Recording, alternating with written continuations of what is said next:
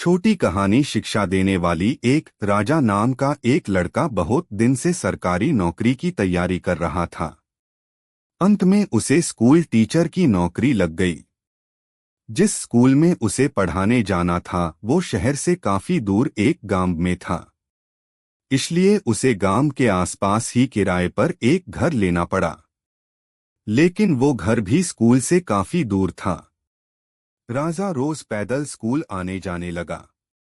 कुछ महीने बाद जब उसके पास अच्छे खासे पैसे जमा हो गए तो उसने उस पैसे से एक बाइक खरीद ली ताकि और उसे पैदल स्कूल न जाना पड़े। राजा जब भी स्कूल जाता और रास्ते में कोई उसे पैदल दिख जाता तो वो उसे अपने बाइक पर लिफ्ट दे देता। स्कूल से वापस आते समय भी राजा वही करता। ऐसा एक भी दिन न हो जिस दिन उसने किसी को अपने बाइक पे बिठाए बिना स्कूल गया हो या फिर वापस अपना घर आया हो। उससे जितना हो सकता वो सबकी मदद करने की कोशिश करता। एक दिन जब राजा स्कूल से घर जा रहा था तो उसे एक आदमी रास्ते पर अकेले पैदल चलता दिखा।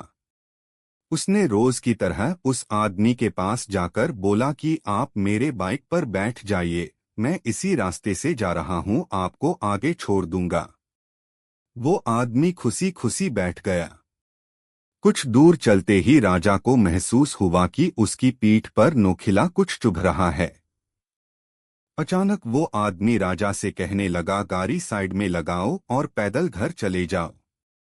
उस आदमी के पास एक बड़ा सा चाकू था। राजा डर गया और गाड़ी रास्ते के साइड में लगा दिया।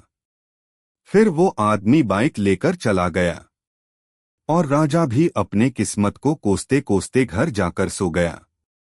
राजा बहुत दुखी था और भगवान से बार बार ये कह रहा था कि मैंने तो सबकी मदद करना चाहा है, फिर मेरे साथ ऐसा क्यों हुआ। अगले दिन जब वो सोकर उठा तो उसने देखा कि उसकी बाइक घर के बाहर खड़ी है और उस पे एक चिट्ठी भी रखी है। जब उसने चिट्ठी को खोल के पढ़ना शुरू किया तो उसमें लिखा था, मास्टर जी मुझे माफ कर देना, मुझे पता नहीं था आपकी बाइक आसपास की गांव में इतनी पॉपुलर है। जिसने भी मुझे इस बाइक पर देखा उसने ही मुझसे पूछा कि ये तो मास्टर जी की बाइक है, तुझे ये कहाँ से मिला।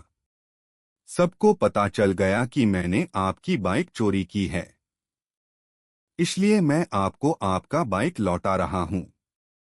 हो सके तो मुझे माफ कर देना। इस चिट्ठी को पढ़ने के बाद राजा बहुत खुश हुआ और भगवान का धन्यवाद किया। उसे ये विश्वास हो गया कि भगवान हमेशा अच्छे के साथ अच्छा ही करता है। कहानी अच्छा लगे तो लाइक और शेयर जरूर